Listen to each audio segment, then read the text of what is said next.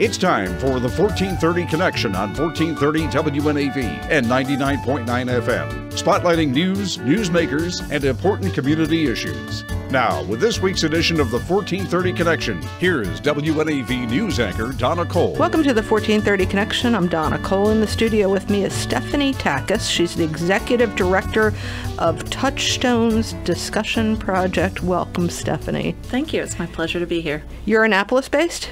We are Annapolis grown, but our offices are now over in Stevensville in the Bay Office Park, just at the end of the bridge. We moved over to Stevensville in 2011 after having been in Annapolis for many, many years. Right. And it is quieter. Most of the work that we do is not people coming off the street. And right. So it's great to have space there where we can run our workshops and conduct business, but also be a little bit away from the fray. Very good. Now tell me, and our listeners, because I'm sure not a lot of people know what Touchstones Discussion Project does. I know what your mission statement says, and I will read that. Through incisive discussion-based program, we develop highly effective speakers, listeners, critical thinkers, and collaborative leaders. Explain what that means. So what that means is Touchstones really exists in the educational space to develop skill sets within people of all ages. For us, students are as young as first or second grade and as old as in their 90s. Or young as their 90s. And the skills of speaking publicly, actively listening to other people, being able to examine one's own assumptions, to be able to collaborate and share responsibility for outcomes of discussion are skills that we think are vital in any civil society. So, as opposed to having a lecturer up on a podium speaking to an audience where there's no back and forth, this is very much back and forth, right? It is. It's a student-centered or learner-centered environment, and the goal is to have the thinking of every participant be the central activity, as well as the sharing of those ideas by people learning how to be comfortable articulating their thinking, exploring the thinking that they have and that others have, so that they can learn collaboratively, really, and in highly diverse and inclusive groups. Now, I find the history of the organization interesting, and I mentioned to you before this interview started, my daughter was a student at the Key School, which was formed way back when, because the tutors at St. John's College wanted a place for their own kids to study in some of the ways that St. John's is well known for, which is discussion-based learning. And guess how the Touchstones Discussions Project started? Yes. Right. So 3 senior faculty members in the mid-1980s were very interested in exploring issues and dynamics that they had seen in their classrooms at St. John's. By that point, they were all tenured faculty members, and they had had a lot of experience. One of them is even an alumnus of the college, Howard Zeiderman. And what they saw in their classes, even though everyone who goes to St. John's, myself included, goes there because we desire to learn through shared exploration and discussion, there are dynamics that surface in the classroom where typically some percentage of students are highly participatory, maybe 20-25%. 25% may be very quiet, reticent, or completely out of the discussion, and the other 50%, more or less, may come in and out with some variability. Right. And they wondered why, year after year, class after class, this was happening. And they started to really dive into what was it that was at play here? What were the dynamics and what was causing them? And what they recognized was that really these dynamics are the result of the power structures that are operating in any group. And that's true now. Our programs are in 47 plus countries. We see this no matter where we go. We see it whether we're working with third graders or executives or in the women's prison where I will be going this afternoon to run groups. So these invisible power structures have to do with who we recognize and don't recognize as voices of authority or legitimacy. And they may have to do with socioeconomic status, educational background, race, gender, religion, ideology. I mean, all of those factors are playing, and often they're playing at the same time. So Touchstones uses a discussion-based approach. It's a very structured program to make these invisible barriers to inclusivity and collaboration transparent and apparent to the group so they can work on them. So it is a leadership program at the same time that it's building all of these other whole literacy skills through discussion. Okay, so obviously we've heard of us being taken into schools. You just mentioned, and you have a system for teaching schools how to do this. For those that aren't the Key schools or the St. John's where this is developed over years, you can take it into, and I've seen the list of schools, which is very comprehensive, into South River High School, into an elementary school around the corner, right? Right. Yes, our materials, what we realized is that teaching people how to lead discussions like this requires that ourselves as the discussion leaders need to also learn new skills. We need to become more aware of ourselves, just as the participants do, and we need to learn how to bring people in strategic ways. So we developed, the three founders, and Howard Zeiderman as sort of the primary author on these materials, developed leaders' guides, teachers' guides. And those volumes, along with the student edition, are highly transportable, and they're used year after year. So in Anne Arundel County, there are many Right. hundreds of class sets that are used year after year or available for use if they're not being used with 4 or 5 different classes of students every single year. So it's a very economical, durable program in that regard, and it's highly transportable and highly replicable. So the leaders' guides are, at the same time that they're building capacity in the group, they're also expanding and deepening the repertoire within the discussion leader. In terms of education, typically that's teachers. So that is our primary focus, of course, is to build these skills within all people. And since all people go to school, that is a great location for these programs to be embedded. So whereas you might have a curriculum that absolutely has to adhere to Common Core, you might not have a teacher that is teaching it old school with just standing in front of the class or sitting in front of the class saying, open your book. You might have a discussion-based yeah? Right, exactly. So our programs are designed to be used 1 class period a week, right? It's not to supplant traditional instructional modes, but rather to complement it and to really build those 21st century skills where students can teach themselves and each other. They can work with people who may not look like or seem to be anything like themselves. They can begin to listen more carefully and read more analytically and think more critically, and they can share responsibility for outcomes. Ultimately, through Touchstones, our goal is that every participant also learns how to be the leader, because we believe that citizens can't just be participatory. Mm-hmm. They have to assume leadership. Let's take a quick break. We'll be right back on the 1430 Connection.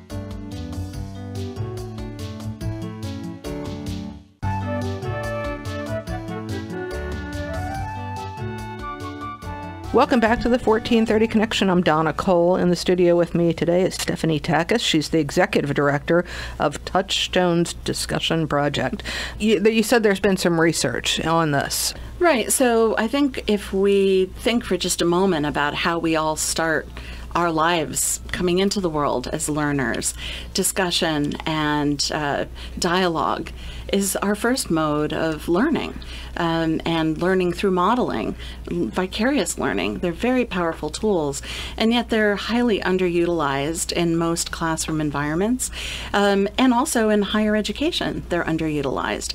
So research that is very well established and been replicated has shown us that environments where people are practicing by doing and using discussion to learn new material and to examine their own thinking, the amount of information that is retained is significantly higher than what is retained coming out of a lecture or a much more passive learning environment. It's so interesting because right now we're going through the college touring process, and every time I walk into a big lecture hall, my mind just starts to what else is available? available? Where are they going to be out in the community learning? Where are they going to be? Yeah, the smaller the classrooms, Right, there's such a benefit to learning with others. When we think about the limitations of our own experiences as individuals, and we create an environment where suddenly other people's experiences and their knowledge,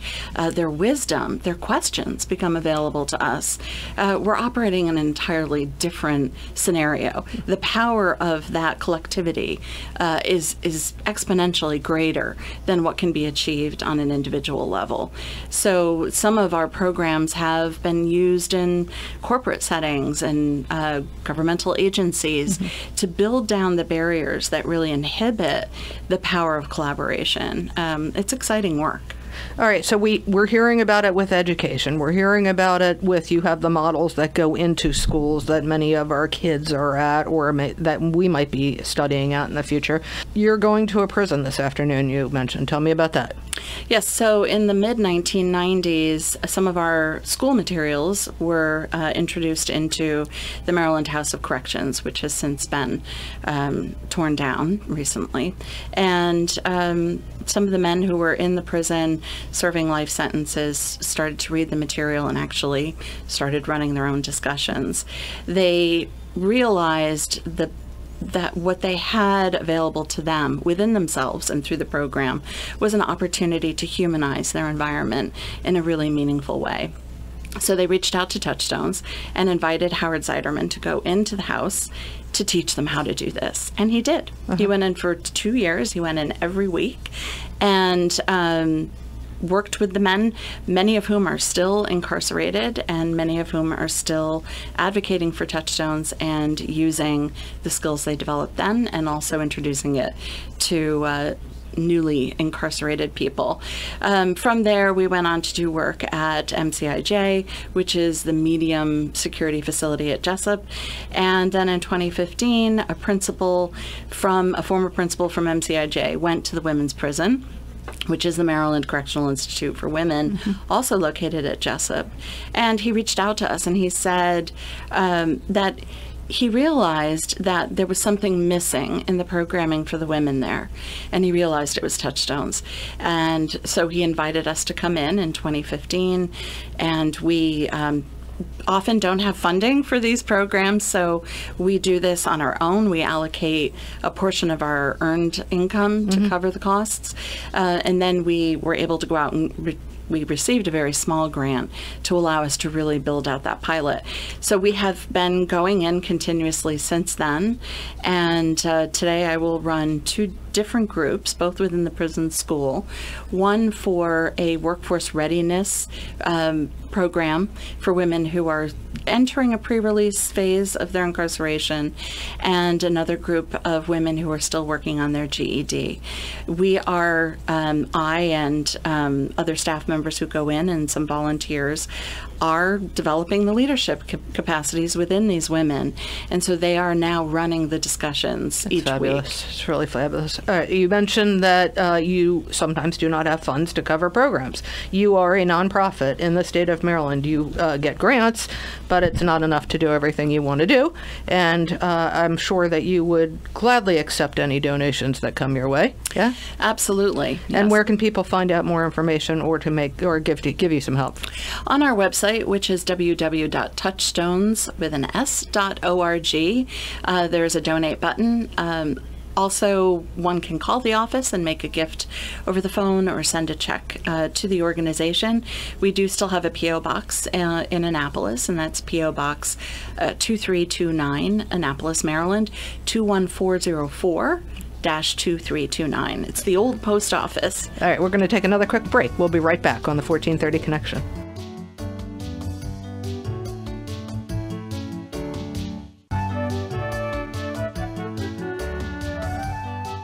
Welcome back to the 1430 Connection. I'm Donna Cole. In the studio with me is Stephanie Takis. She's the executive director of Touchstones Discussion Project. There are programs out in the community that for anyone listening they can take part in. There's also some programs that I'm extremely interested in for veterans. Let me hear about those. Right. So several years ago, Touchstones was approached by the National Endowment for the Humanities and asked to submit a proposal to develop a discussion-based program for veterans through a Dialogues on the Experience of War grant opportunity at the NEH.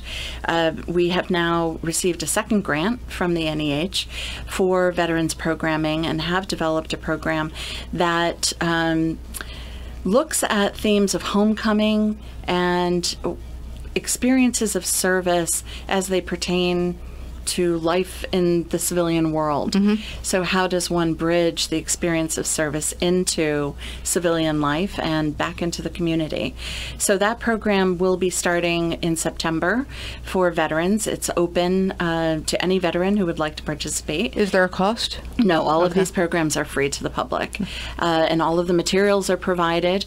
And more details about that program can be found on our website under our community programs, or people can call or email the office for more information.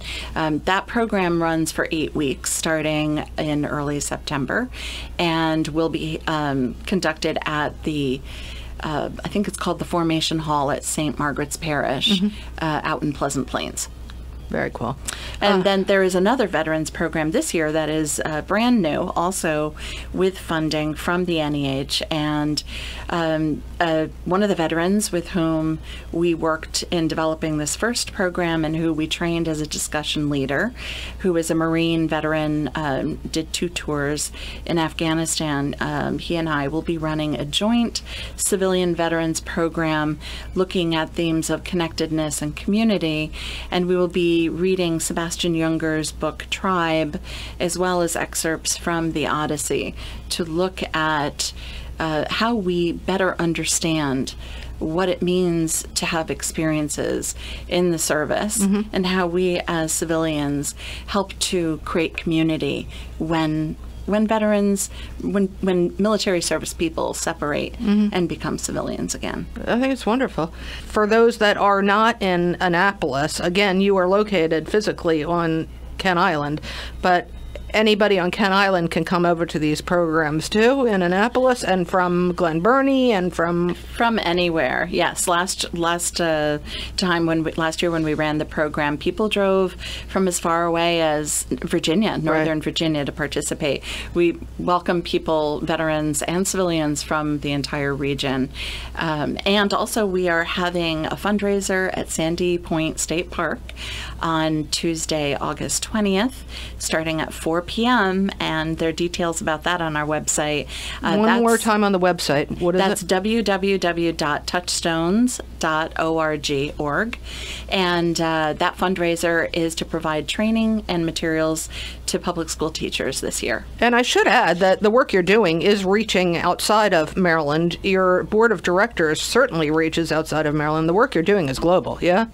It is. Our programs are in at least 47 different countries, and our materials have been translated into 6 languages. We have very large implementations in Canada, in Manitoba in French, in Haiti, where Touchstones has been used for a very long time.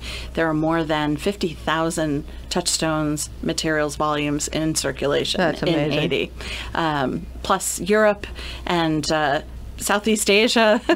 Keep up the good work, Stephanie. And Tanzania. Yeah. Thank you. Thank you for joining me today. Oh, it's been a pleasure. Thank you. This is Donna Cole on the 1430 Connection. We will see you next week.